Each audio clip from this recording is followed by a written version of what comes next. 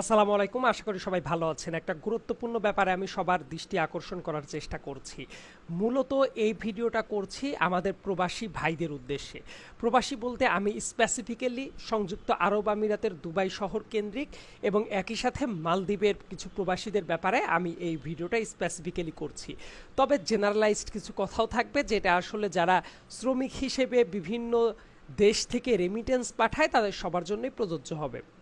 কোটা সংস্কার আন্দোলন চলাকালীন সময়ে যখন শেখ হাসিনা স্বৈরাচার যখন নির্বিচারে পাখির মতো গুলি করে মানুষ মারছিল, ওই মুহূর্তে এই ব্যাপারগুলো সহ্য না করতে পেরে আমাদের প্রবাসী ভাইরা কিন্তু বিদেশে প্রত্যেকটা যে যার জায়গা থেকে কিন্তু প্রতিবাদ করেছে।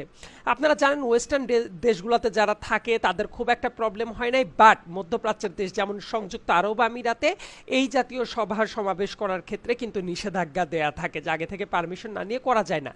তো এই জাতীয়ভাবে যখন মানুষকে একেবারে পাখির মতো গুলি করে মারা হচ্ছিল, তখন কিন্তু তারা আসলে বাস বিচার না করে তারা কিন্তু রাস্তায় দাঁড়িয়ে গেছে, স্লোগান দিয়েছে, প্ল্যাকার্ড নিয়ে দাঁড়িয়েছিল এই যে দেশের ছাত্রদের জন্য।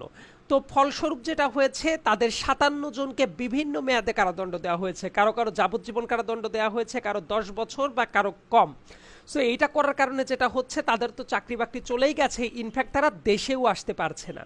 সো ইমিডিয়েটলি এই জায়গাটা অ্যাড্রেস করার দায়িত্ব হলো বর্তমানের যিনি এই ইন্টারিম গভর্নমেন্টের পররাষ্ট্র দপ্তরে দায়িত্ব পেয়েছেন তৌহিদ হোসেন সাহেব। উনি খুবই বিচক্ষণ একজন ব্যক্তি এবং উনি আজকে ব্যাপারটা একটু অ্যাড্রেস করেছেন যে উনি এই সংযুক্ত আরব আমিরাতে যোগাযোগ করবেন। সো উনি যেহেতু বলেছেন, অবশ্যই যোগাযোগ করবেন। আমি প্রবাসী ভাই যারা সংযুক্ত আরব আমিরাতে আছেন এবং তাদের যারা আত্মীয় বাংলাদেশে আছেন আমার সাথে যোগাযোগ করেছিলেন, আমি অন্তত এতটা আপনাদেরকে আশ্বস্ত করতে পারি, উনি যোগাযোগ করার জন্য যেহেতু কথা দিয়েছেন আজকেই উনি যোগাযোগ করবেন। তবে একই সাথে আরও একটা তথ্য আমি জানি, মালদ্বীপের 100 জন বিভিন্ন পেশাজীবী লোক যারা আছেন, টেকনিক্যাল সাইডের লোক যারা আছেন, তাদেরকেও কিন্তু বাংলাদেশে ফেরত পাঠানো হচ্ছে। এর কারণটা হলো, তারা যে মুহূর্তে আন্দোলন করেছে, বাংলাদেশের যারা এম্বাসি ছিল, এই এম্বাসিগুলোতে যাদের নিয়োগ হতো অধিকাংশ ক্ষেত্রে তারাও কিন্তু এই স্বৈরাচার হাসিনার নিয়োগকৃত লোক। এবং হাসিনা যেটা করেছে, এই বিভিন্ন দেশে যারা এরকম আন্দোলন করেছে তাদের বিরুদ্ধে আমাদের দেশের যে এম্বাসিগুলো ছিল তাদেরকে লেলিয়ে দিয়েছে এবং তারা ওই দেশের সরকারের কাছে রিপোর্ট করেছে যে এই যে যারা আন্দোলন করছে এদের বিরুদ্ধে ব্যবস্থা নেওয়া হোক। তার মানে বর্তমান পররাষ্ট্র মন্ত্রণালয়ে যারা দায়িত্ব পালন করছেন এবং কনসার্ন যারা অথরিটি আছেন, তাদের দায়িত্ব হবে আমাদের দেশের প্রবাসী শ্রমিকেরা কোথায় কে আছে, কি প্রবলেম ফেস করছে, এইটা শুনে নেওয়া। এইটা কিন্তু জাতি হিসেবে আমাদের দায়িত্ব। সব সময় একটা কথা মনে রাখবেন, আমাদের দেশ বাইরে থেকে যে রেমিটেন্স আসে সেটার পর অনেক বেশি মাত্রায় ডিপেন্ডেন্ট। এবং শেখ হাসিনার সরকারের এত দ্রুত পতনের কিন্তু আরেকটা নিয়ামক ছিল, হলো প্রবাসীরা রেমিটেন্স পাঠানো বন্ধ করে দিয়েছিল একেবারে সিগনিফিক্যান্ট ওয়েতে। সো তারা কিন্তু আবার রেমিটেন্স পাঠানো শুরু করছে।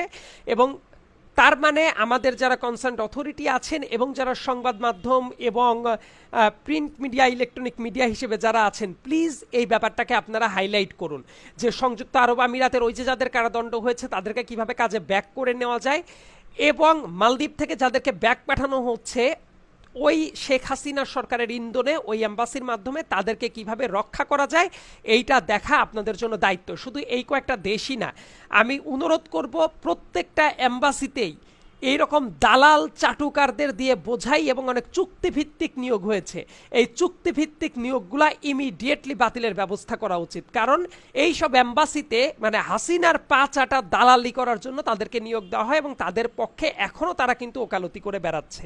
এই ব্যাপারটা ভাববেন এবং প্রবাসী যারা আছেন তাদের সার্বক্ষণিক সাপোর্ট কিভাবে দেওয়া যায় সেই ব্যাপারে স্পেশাল মেজারমেন্ট নেওয়া উচিত। তারা এয়ারপোর্টে এসে হয়রানির শিকার হয়, তারা ভিসা পেতে প্রবলেমের মুখে পড়ে, এই জাতীয় নানা ধরনের প্রবলেমে কিন্তু পড়ে।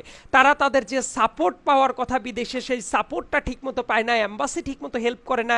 আমি দৃঢ়চিত্তে বিশ্বাস করি এই প্রবাসীদের অধিকারের প্রতি আমাদের যত্নবান হওয়া দরকার।